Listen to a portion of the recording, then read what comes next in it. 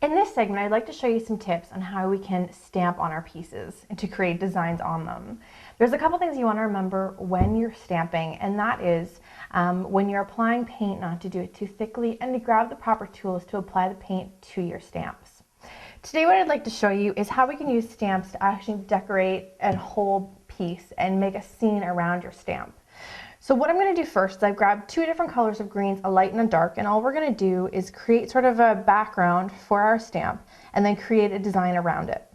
It's very simply, all I've done is I've grabbed a nice square brush, and that's just to cover larger areas, and it's also going to help me lessen the chances of getting brush strokes onto my piece. So I've just dunked it fairly well into my paint, and then I'm just going to start to apply the paint to the bottom of, I'm working with a tile,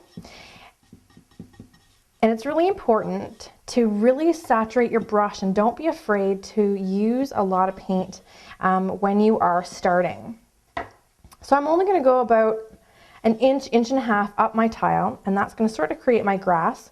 As you can see, I'm not really creating any sort of detail yet, and I'll work that all in later.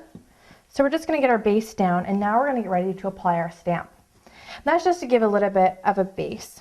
So I'm not even going to change my brush. I'm going to keep that light green on there, and actually that'll help me when I create some highlights on the piece.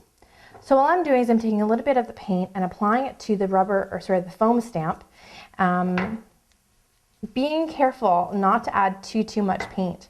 You don't want to add too much paint to the stamp because it'll slide around on you and you'll actually end up with a bit of a blobby mess. So just be really careful.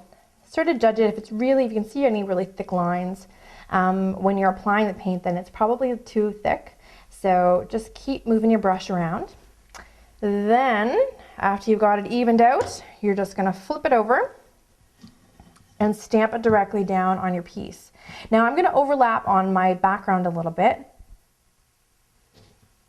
and then just squeeze it down. And the really key thing when you're stamping is to pull straight off. And then we have our little alligator. And that's pretty much it.